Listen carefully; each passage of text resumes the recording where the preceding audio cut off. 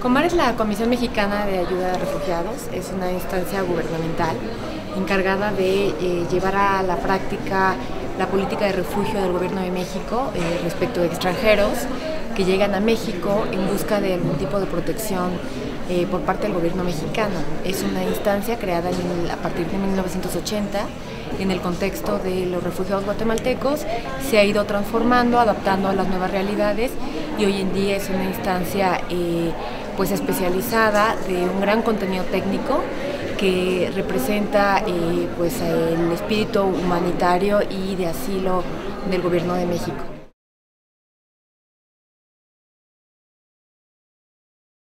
Pues trataré de compartir con el auditorio la nueva política de refugio del Gobierno de México, basada en una nueva legislación recién emitida el año pasado, así como los cambios sustantivos que hay también en la política migratoria respecto de los esquemas de protección de extranjeros en México. También hay una serie de transformaciones institucionales que me gustaría compartir con los amigos que nos acompañan el día de hoy.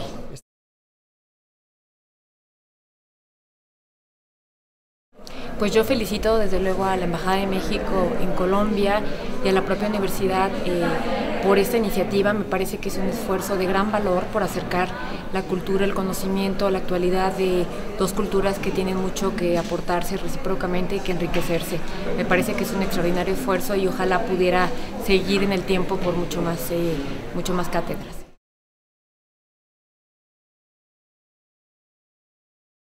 Pues decirles que México es un país que desde sus instituciones ha tenido mucho que aprender de la experiencia de Colombia.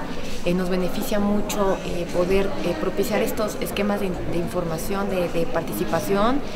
México también es un país que está en continua transformación. El tema de derechos humanos, por ejemplo, es un ejemplo de ello. Y pues invitar a toda la comunidad para que siga pendiente de estos temas y desde luego decirles que son más que bienvenidos todos en México. Sin duda quiero agradecer a la Universidad Jorge Tadeo Lozano por acogernos en esta su casa, que es una casa muy bonita, por cierto.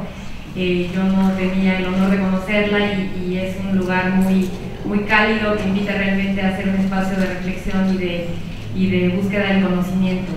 Desde luego agradecer a la Embajada de México en Colombia esta oportunidad de compartir con ustedes estos temas que nos parece que son de actualidad, que son temas de coyuntura, que es una pequeña ventana del proceso de transformación que se está viviendo en México en muchos aspectos.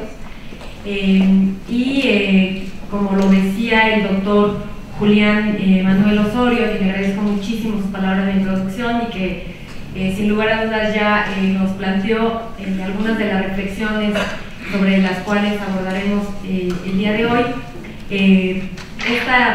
Justamente la magnitud de lo que implica el fenómeno migratorio.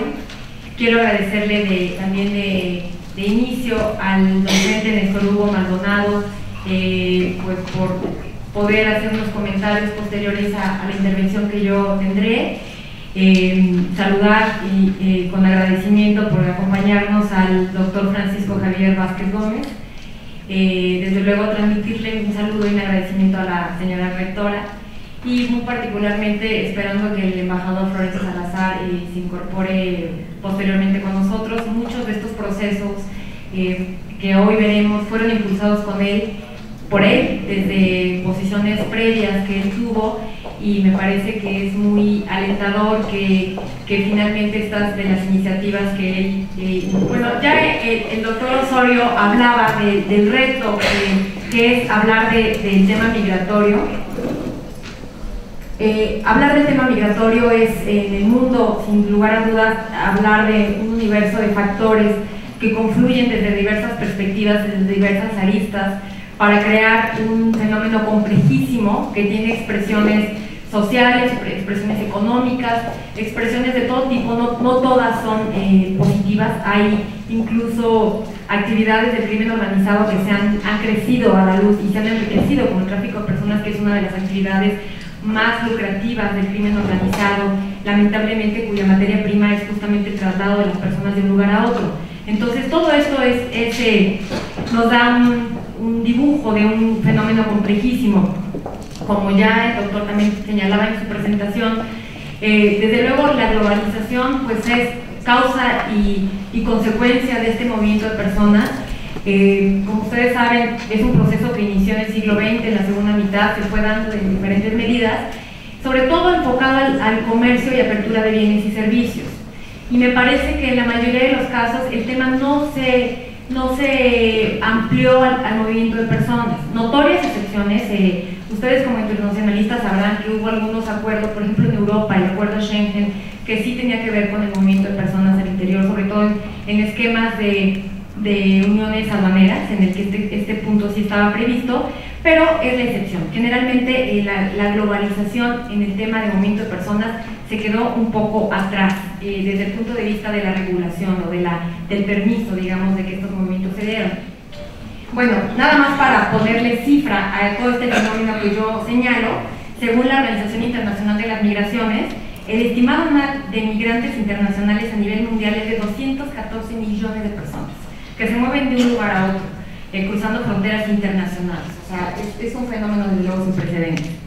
En México, ya nos hacía favor de señalarlo el doctor Osorio en su intervención inicial, México el tema de la migración es un tema particularmente sensible. ¿Por qué lo es? Pues en primer lugar tiene que ver con la posición geográfica que ocupamos, además de consideraciones históricas que, si me permiten apuntar en un momento. Este es, como ustedes conocen, espero reconozcan, el modelo, la geografía de México, de la República Mexicana, como le conocemos. Tenemos una frontera norte de 3.152 kilómetros, con una de las economías más grandes del planeta, que desde luego constituye un enorme polo de atracción de las personas, derivado lamentablemente de estas asimetrías que existen entre las economías, y que, para nadie es un secreto, tiene políticas migratorias restrictivas, ¿no?, en la mayoría de los estados, porque como saben son políticas, es facultad local en Estados Unidos legislar sobre el tema migratorio. En el lado sur tenemos una frontera pues tampoco tan chiquita, de 1.149 kilómetros, con un desarrollo de infraestructura fronteriza menor, es decir, hay todavía retos muy importantes que superar en el tema de ordenar la frontera sur de México con Guatemala y con Belice, pero que no por ello implica que no tenga una vida transfronteriza muy compleja, muy dinámica, que supere incluso también los acuerdos formales.